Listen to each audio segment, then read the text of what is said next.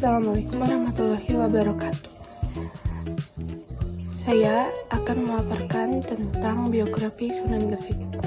Sunan Gresik atau Maulana Malik Ibrahim adalah salah satu dari Wali Songo yang pertama kali menyebar agama Islam di Jawa pada abad ke-14. Ia dikenal dengan nama lain seperti Syekh Maghribi, Makhdum Ibrahim Al-Mas Samarkandi, dan Kakek Bantal.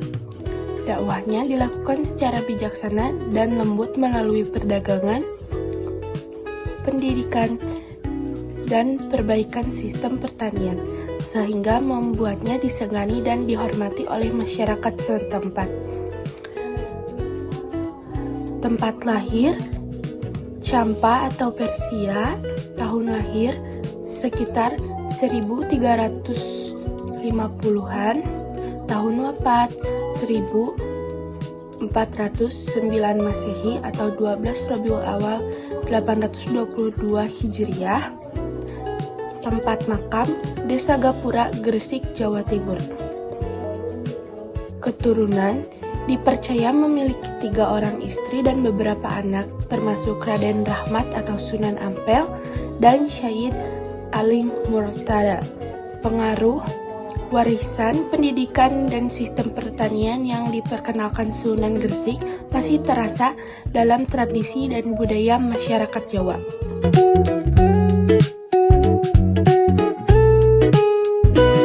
Assalamualaikum warahmatullahi wabarakatuh. Di sini saya akan menjelaskan biografi Sunan Ampel.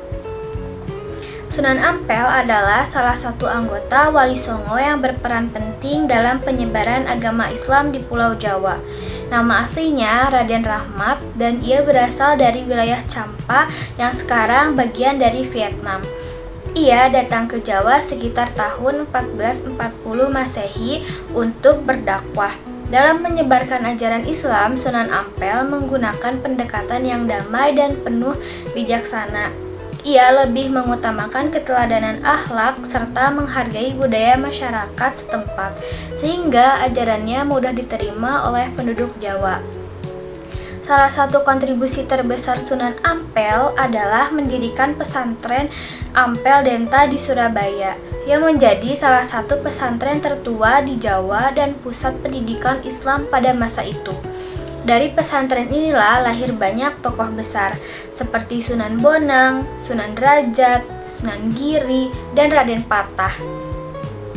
Karena keberhasilan melahirkan banyak ulama dan pemimpin, Sunan Ampel sering disebut sebagai Bapak para Wali. Ajaran Sunan Ampel yang paling terkenal adalah konsep Moh Limo, yaitu larangan untuk melakukan 5 perbuatan tercela. Yang pertama ada moh mabuk, menjauhi minuman memabukkan, moh main, tidak berjudi, moh madon, tidak berzina, moh maling, tidak mencuri, dan moh mukul, tidak melakukan maksiat atau kekerasan. Ajaran ini menjadi pedoman moral di masyarakat dan masih relevan sampai sekarang. Sunan Ampel wafat sekitar tahun 1481 Masehi dan dimakamkan di Surabaya. Hingga kini makamnya menjadi salah satu lokasi ziarah yang penting bagi umat Islam. Warisan Sunan Ampel tidak hanya berupa dakwah, tetapi juga sistem pendidikan dan nilai-nilai moral yang terus hidup dalam budaya masyarakat Indonesia.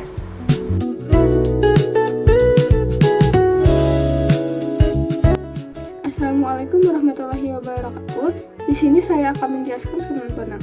Sunan Bonang adalah salah satu anggota Wali Songo yang berperan besar dalam penyebaran agama Islam di wilayah pesisir utara Jawa. Nama aslinya adalah Raden Makhdum Ibrahim, dan ia merupakan putra dari Sunan Ampel serta kakak dari Sunan Derajat. Ia lahir di daerah Tuban, Jawa Timur pada sekitar akhir abad ke-15. Sejak kecil, Sunan Bonang tumbuh di lingkungan yang religius dan memperoleh pendidikan Islam langsung dari ayahnya. Sebelum melanjutkan pendalaman ilmu ke berbagai pusat keislaman, termasuk ke wilayah Pasai di Sumatera dalam menyebarkan ajaran Islam, Sunan Bonang dikenal memiliki pendekatan dakwah yang kreatif.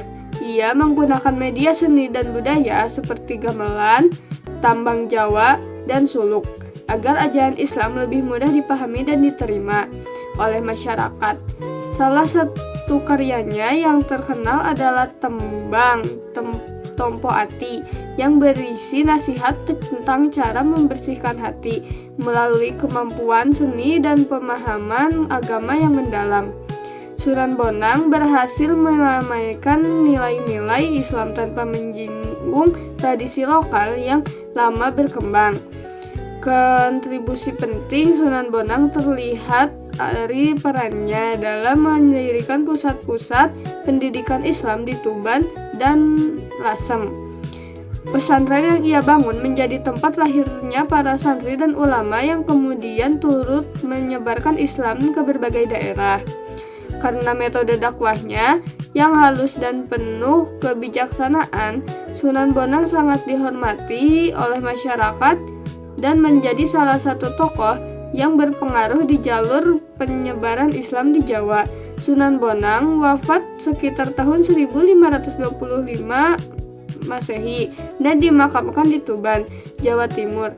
Hingga kini, makamnya menjadi salah satu tujuan ziarah yang ramai dikunjungi. Warisan Sunan Bonang tidak hanya berupa tambang dan ajaran tasawuf, tetapi juga contoh bagaimana dakwah dapat dilakukan dengan memadukan nilai-nilai Islam dan budaya lokal secara harmonis.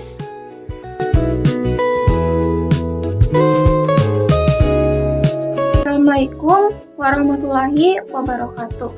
Di sini saya akan menjelaskan tentang biografi Sunan Kalijaga. Nama asli Sunan Kalijaga yaitu Raden Said.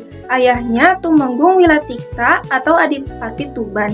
Lahir perkiraan abad ke-15, wafat sekitar awal abad ke-16. Daerah dakwah Jawa Tengah, terutama Demak, Kadilangu. Masa muda Sunan Kalijaga dikenal sebagai Raden Said yang sejak muda sangat peka terhadap ketidakadilan. Ia pernah merampok harta para pejabat korup untuk dibagikan kepada rakyat. Namun perbuatannya dianggap salah, sehingga ia meninggalkan rumah dan menjalani kehidupan sebagai perampok bernama Lokajaya. Pada saat itu, ia bertemu dengan Sunan Bonang saat hendak merampoknya. Dari peristiwa itu, Raden Said tersentuh dan akhirnya berguru kepada Sunan Bonang. Ia menjalani tirakat panjang, salah satunya bertapa di tepi sungai atau kali, sehingga dijuluki Kalijaga. Metode dakwah Sunan Kalijaga sangat terkenal karena cara berdakwahnya yang lembut dan akomodatif terhadap budaya Jawa seperti wayang kulit, gamelan, lagu-lagu Jawa atau tembang suluk, seni ukir, upacara adat yang diberi makna Islami.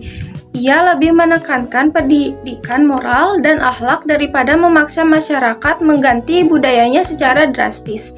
Peran dalam kerajaan Demak, Sunan Kalijaga turut membantu pembangunan politik dan spiritual Kesultanan Demak. Ia dipercaya sebagai penasihat Sultan Trenggana dan terlibat dalam pembangunan Masjid Agung Demak, termasuk penciptaan Soko Tatal, salah satu saka guru masjid.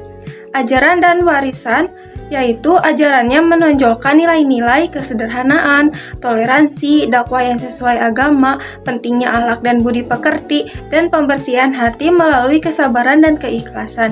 Sunan Kalijaga dikenal sebagai wali dengan pengaruh paling luas karena pendekatan dakwahnya mudah diterima masyarakat Jawa. Tempat makam Sunan Kalijaga terdapat di Kadilangu, Demak, dan menjadi salah satu tujuan ziarah penting di Jawa.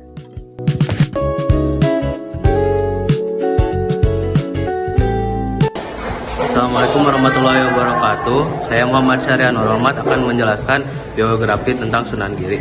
Sunan Giri, nama asli Raden Paku atau Muhammad Ainul Yakin, adalah salah satu anggota wali Songo yang berperan besar dalam penyebaran Islam di Jawa. Ia lahir sekitar 1442 Masehi di Blambangan dan merupakan putra Maulana Ishak, seorang ulama yang pernah berdakwah di wilayah tersebut. Sejak kecil, Raden Paku belajar di Islam di Sepasai, di Aceh, kepada ulama besar Syekh Maulana Ishak. Setelah kembali ke Jawa, ia mendirikan pesantren Giri di Gresik. Pesantren ini kemudian berkembang menjadi pusat pendidikan Islam dan melahirkan banyak ulama terkenal. Karena wibawa dan kepemimpinannya, Sunan Giri dikenal sebagai Raja Giri, dan di wilayah Giri pernah menjadi kekuatan politik spiritual yang berpengaruh di Nusantara.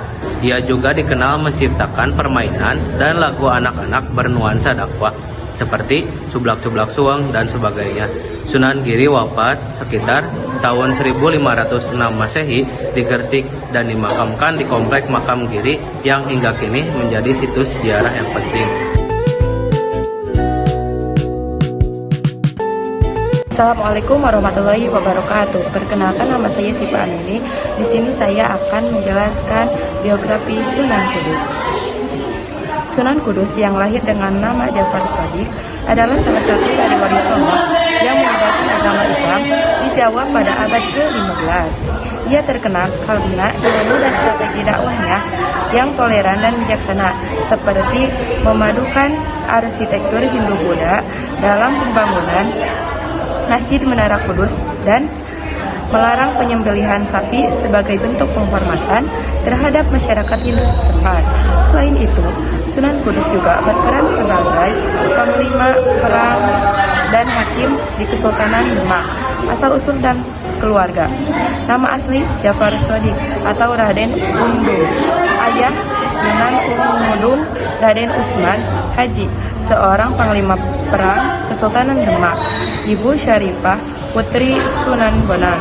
Silsilah keturunan Nabi Muhammad SAW melalui jalur Husain bin Fatimah binti Nabi Muhammad SAW.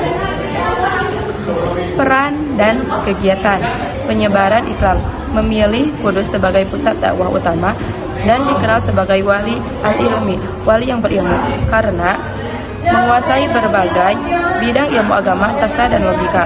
Strategi dakwah menggunakan pendekatan kultural yang toleran, seperti mendirikan Masjid Menara Kudus dengan arsitektur bercorak Hindu-Buddha dan melarang penyembelihan sapi untuk menghormati masyarakat Hindu.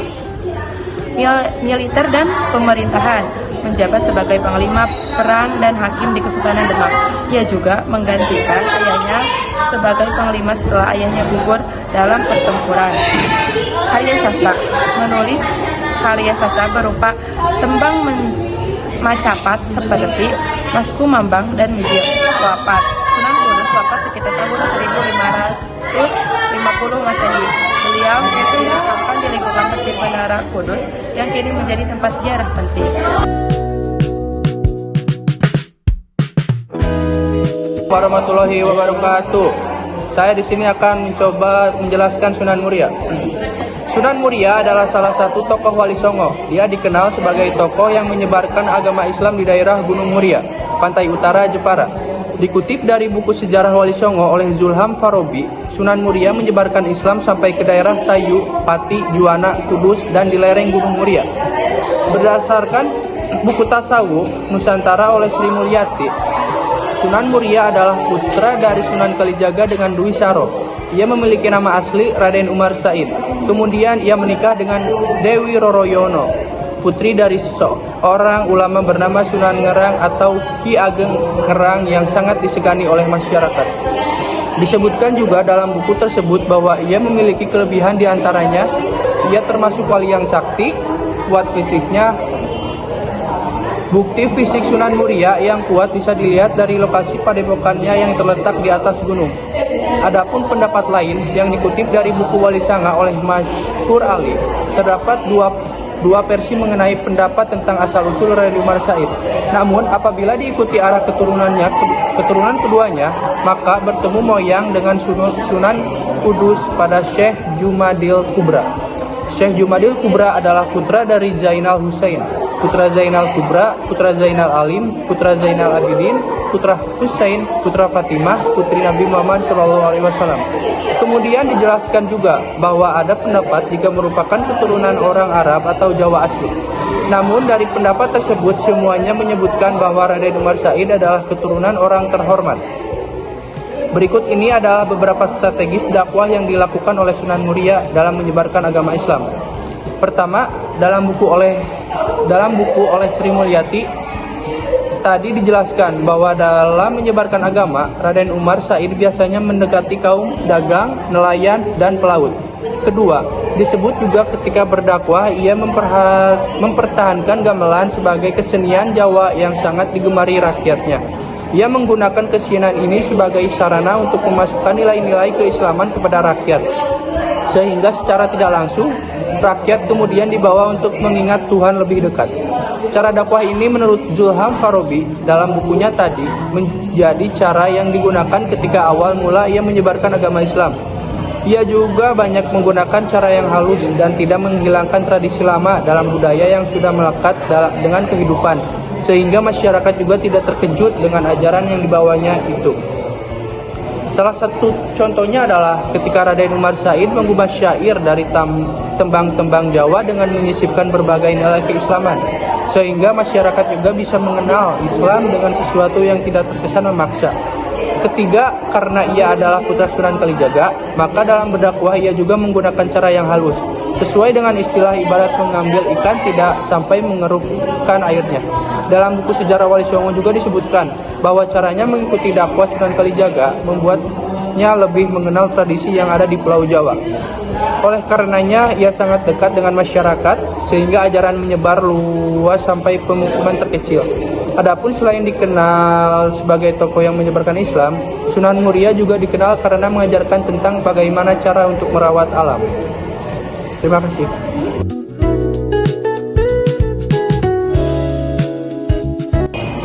Assalamualaikum warahmatullahi wabarakatuh. Perkenalkan, nama saya Julfikri Tama dari kelas 12 MIPA 4. Di sini saya akan menjelaskan tentang Sunan Gunung Jati Cirebon. Kelahiran tahun 1448 di Kairo, Mesir. Meninggal pada tahun 1568 di Keraton Kesepuhan Cirebon. Anak dari Maulana Hasanuddin dan Ratu Wulung Ayu. Asal-usul dan keluarga. Lahir pada tahun 1448, ayahnya bernama Syarif Abdullah Utamaduddin, seorang pengusaha Sultawan Campa, dan ibunya bernama Syarifah Mudaim Nyai Rarang Santang, putri dari Prabu Siliwangi, Raja Kerajaan Pajajaran. Pendiri Kesultanan Cirebon, Sunan Gunung Jati tidak hanya dikenal sebagai seorang ulama, tetapi juga sebagai pendiri dan sultan pertama di Kesultanan Cirebon. Peran ganda sebagai pemimpin agama dan pemerintahan ini membuat Kesultanan Cirebon menjadi pusat perkembangan Islam yang maju.